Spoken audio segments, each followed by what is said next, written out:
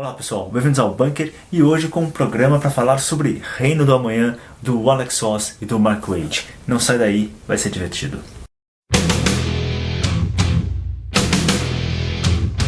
Pois é, mais de 20 anos depois de sua publicação, o Reino do Amanhã continua conquistando leitores e gerando discussões pelo mundo afora. E a gente vai tentar aqui trazer algumas interpretações, alguns insights sobre esta saga da DC Comics que ali na década de 90 causou todo um alvoroço e continua causando até hoje. Pois bem, após Crise nas Infinitas Terras, que já teve um programa todo especial aqui, a DC tentou de todas as formas emplacar um novo crossover, uma nova saga que agitasse o mercado. E vai ser com o Reino do Amanhã que ela vai conseguir o seu intento, apesar de eu pessoalmente achar que a grande herdeira da Crise nas Infinitas Terras, aquela que realmente tem um punch estupendo e único, é a DC Nova Fronteira do Darwyn Cooke, que ainda vai ganhar um programa especial aqui. Pois bem, o Reino do Amanhã é daquelas sagas que apresentam múltiplas camadas que você pode interpretar de várias maneiras. A meu ver, existem pelo menos 3 interpretações que podemos fazer sobre esta obra. A primeira é a narrativa heróica, a própria narrativa estrutural que o Alex Ross e o Mark Waid apresentam sobre o universo da DC Comics. É preciso lembrar que ali na década de 90 o mundo dos quadrinhos, a indústria dos quadrinhos, sofreu uma enxurrada de publicações, uma enxurrada de novos heróis. E muitas dessas histórias apresentavam personagens que vão ser de certa forma representados dentro do Reino do Amanhã. A segunda camada é uma camada política, pois o Reino do Amanhã traz à tona discussões sobre democracia, sobre os limites da liberdade, sobre os perigos de um Estado totalitário que nasce, inclusive, das boas ações, ou melhor, das boas intenções, e até mesmo a visão utópica das ideologias. E a terceira forma de se interpretar o Reino do Amanhã, e é aqui que ele ganha a sua particularidade, aquilo que torna essa obra realmente singular, são os aspectos teológicos que envolvem a construção da trama. A importância do Reino do Amanhã. Alex Ross, o principal nome por trás do Reino do Amanhã, vinha de um sucesso estrondoso com seu Marvels, que recuperou para a Marvel a aura de heroísmo de seus personagens, e que foi um sucesso de vendas. Com o Reino, Alex Ross irá tentar fazer o mesmo para DC Comics. E isso em um momento extremamente necessário, pois a indústria massacrava os leitores com personagens bizarros, violentos, muitas vezes sem graça e, especialmente, sem honra e sem dignidade. Isto é, os filhos dos maiores heróis da Terra dominavam o mundo, e isso não era nada bom. E é o próprio Ross quem nos fala. A metáfora do que o reino veio a ser foi bem sucedida, porque as coisas estavam em um estágio em que nunca havia antes estado. Havia uma enxurrada de publicações e você teve mais produtos feitos de todos esses personagens lançados no mercado do que em qualquer outra época. E era um enxame de títulos. Claro, todo mundo estava gritando: crie sua própria coisa, você tem seu personagem que você criou e agora é seu, mas eles eram todos derivados de derivados de derivados. Posteriormente, os editores da DC chamaram Mark Waid para trabalhar junto com a Alex Ross. Em Waid, eles encontravam um escritor totalmente disposto, preparado para mostrar o melhor dessa história, para não mencionar uma das pessoas mais conhecedoras da história da própria DC Comics e bem familiarizado com as vozes dos personagens da casa. Em seu cerne, o Reino é uma história de moralidade e responsabilidade. Mas aqui não há apenas o cinismo de um Watchmen, do Alan Moore, ou a anarquia individualista do Cavaleiro das Trevas, do Frank Miller.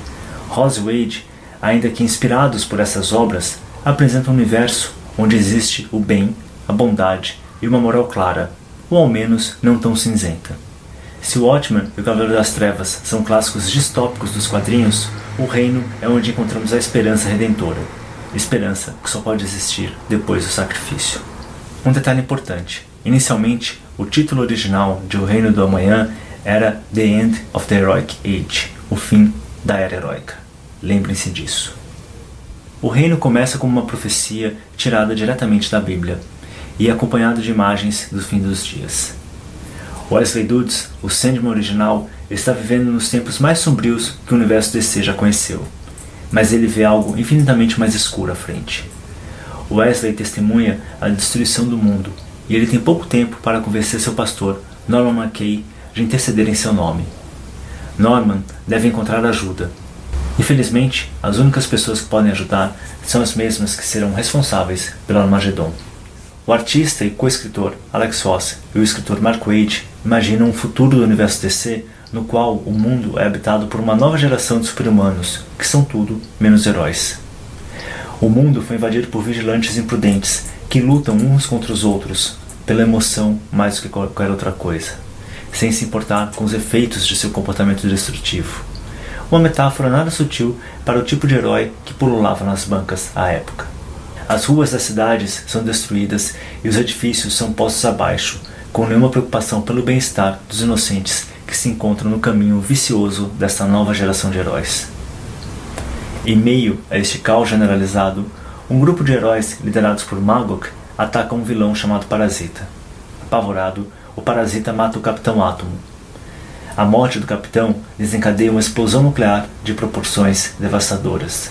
O estado do Kansas, terra natal do super-homem, não mais existe. Há milhões de mortos, e é o início do apocalipse dos super-heróis. E como havia feito em Marvels, o trabalho de Ross extrapola as possibilidades da sua arte.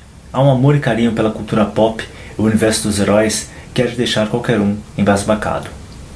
Às vezes, há tantos personagens em um quadro que eles simplesmente se tornam parte do fundo, enquanto você se concentra na ação que acontece ao centro.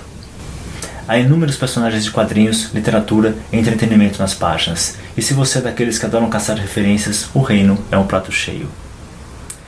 Mas Ross traz vida aos personagens. Apesar de ter um estilo que muitas vezes não é o ideal para uma narrativa em quadrinhos, ele compensa isso com um cuidado imenso aos detalhes, sejam estes físicos ou emocionais. O estilo de Ross permite que a atuação de seus assuntos seja transferida para a página, trazendo uma dimensão de realismo a essa fantástica produção que é única na arte dos quadrinhos. Além disso, Ross continua a buscar ângulos emocionantes e close-ups dramáticos quando necessário, criando uma forma única de narrativa. Mas é também no roteiro que o reino se sobressai.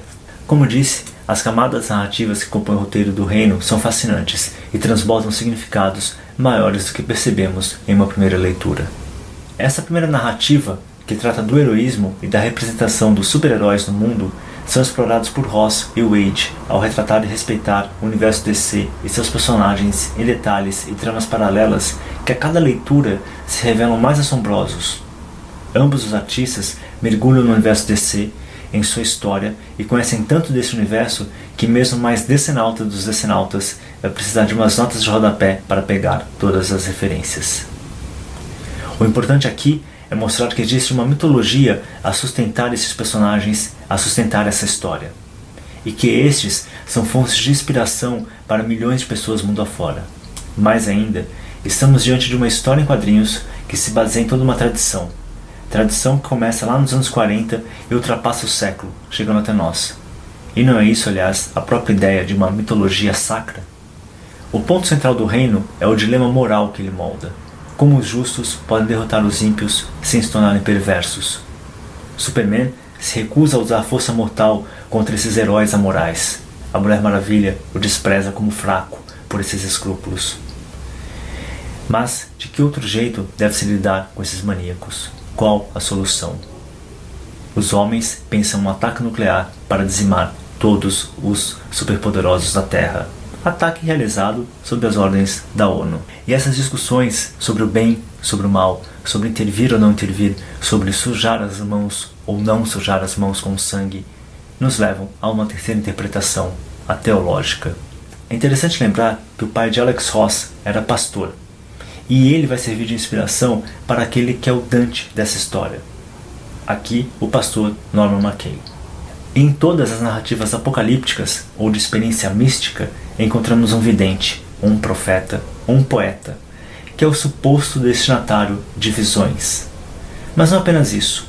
Cada apocalipse não deixa de ser uma tapeçaria literária complexa que se baseia em textos sagrados anteriores. Portanto, o vidente não é tanto o autor como o narrador, sendo esse último personagem à beira da narrativa ou talvez até o protagonista. No Apocalipse, o vidente é João, um profeta e evangelista. No Reino, temos esse papel primeiro assumido por Wesley Dodds, o super-herói aposentado, o Sandman. Em seu leito de morte, ele irá passar seu dom profético para o pastor de sua igreja, o reverendo Norman Mackay. E todo vidente, nas suas narrativas apocalípticas ou místicas, seja ele antigo ou moderno, é guiado por um anjo interpretativo que conhece cada centímetro do mundo invisível como a palma da sua mão. Na Divina Comédia de Dante, este papel é assumido por Virgílio. Ebenezer Scrooge, do Conto de Natal de Dickens, é o vidente e vai ser guiado por 3 anjos durante a sua jornada visionária. No reino, não é surpresa saber que o super-herói fantasma, o Espectro, desempenha esse papel. E além disso, ao unir o Reverendo Mackay e o Espectro, Ross e Wade também trazem à tona as 2 testemunhas citadas no Apocalipse. Devemos ambos testemunhar os acontecimentos que levam ao Armagedon. A referência ao drama cósmico é clara, mas é preciso ter em mente que, como a narrativa é extremamente complexa, o Wade e o Ross dividiram alguns papéis importantes entre vários personagens. O leitor deve combiná-los para ver quem corresponde ao que na Bíblia. Primeiro, é claro que o Superman é o Cristo que retorna. Ele está em um alto exílio a cuidar de sua fazenda. Ele é o semeador, ele é o ceifador, ele é o carpinteiro, e as tábuas que carrega são símbolos claros da cruz que lhe cabe. Ele se exilou já há mais de 10 anos, tendo deixado em desespero e desgosto a civilização quando os terráqueos se afastaram dele e seu modo de paz. Mas é chegada a hora de voltar, pois as nuvens apocalípticas se juntam. Mas fiquem atentos, pois há um outro personagem que compartilha da simbologia cristológica na trama. Mas o que é um apocalipse sem um anticristo ou 2? No reino, encontramos pelo menos 3. Há o vilão Von Bar, que usa uma cruz tatuada em seu peito e dirige uma organização terrorista chamada Götterdämmerung Reich, Império do Crepúsculo dos Deuses. Von Bar é como a besta do abismo, um antigo Leviatã que governa a Terra. Há o herói gótico chamado 666, que obviamente encarna a besta do Apocalipse. E por fim, há Magog, caracterizado aqui como um bode, uma reminiscência da segunda besta do Apocalipse, Behemoth. E é justamente Magog que surge como o anticristo na história do reino. Ele vai ser o duplo perfeito de Superman. Aliás, isso é evidente a partir dos fatos de que eles são retratados com o mesmo rosto. Ross usou o mesmo modelo, Frank Casey, para ambos, e que os dois são rivais pelo papel de protetor de Metrópolis. Temos aqui o bode em contraponto ao cordeiro, e René Girard dá um sorriso maroto diante dessas imagens.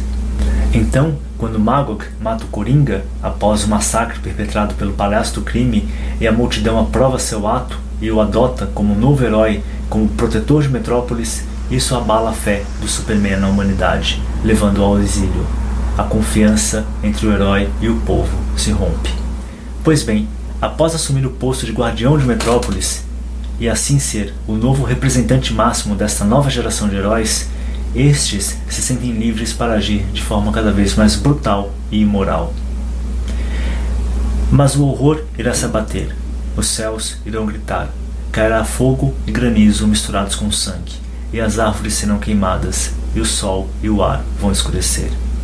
E é a destruição do Kansas, causada pela morte do Capitão Átomo, assassinado pelo Parasita, em uma ação comandada por Magog, que irá desencadear a segunda vinda do Superman. Ao retornar, Superman é acompanhado dos antigos heróis, que o seguem quase em silêncio, como figuras seráficas. E diante do caos, eles buscam a ordem, e diante da violência, eles querem impor a paz. E com isso, antigas e sombrias forças se colocam em movimento, precipitando o apocalipse. Mas os homens estão ansiosos para livrarem-se dos seres magníficos que por anos ameaçam a humanidade, e veem a chance de se livrarem dessas criaturas quase divinas. É hora da humanidade assumir novamente as rédeas do seu destino. Como disse, há uma outra figura cristológica na trama, e ela surge no momento de maior tensão e desespero, quando as forças do bem e do mal digladiam-se de forma brutal. Sangue é derramado, a violência impera. Os homens lançam mísseis nucleares para eliminar todos os seres extraordinários. É o crepúsculo dos heróis. Aqui que entra Billy Batson, o mortal mais poderoso da Terra. Ele invoca o nome, o relâmpago, por 6 vezes. A Terra treme. Ele é controlado por Lex Luthor e nos planos do vilão, o Capitão Marvel será aquele que irá eliminar de vez o Homem de Aço. Ao entender o drama que está a se abater sobre os heróis, Bill Batson se livra do controle mental de Luthor. Ele grita uma última vez a palavra, o estrondo, o sétimo relâmpago, e ele se torna o Capitão Marvel. É ele que irá se sacrificar, evitando o extermínio completo dos heróis. Curiosamente, Frank Miller irá usar novamente este sacrifício do Capitão Marvel na sua saga do Cavaleiro das Trevas, parte 2. Mas mesmo com o sacrifício do Capitão Marvel, uma das bombas explode, eliminando quase todos os superpoderosos. O ataque, que não distinguiu heróis que tentavam proteger a humanidade e os vilões que ameaçavam, transformam o Super-Homem em um agente de fúria e ódio. Ele ataca o prédio das Nações Unidas. Será então que o reverendo McKay, que testemunhou todos os acontecimentos até então, irá intervir e apaziguar o Homem de Aço, reconciliando-o com a humanidade. Então, uma nova era irá nascer.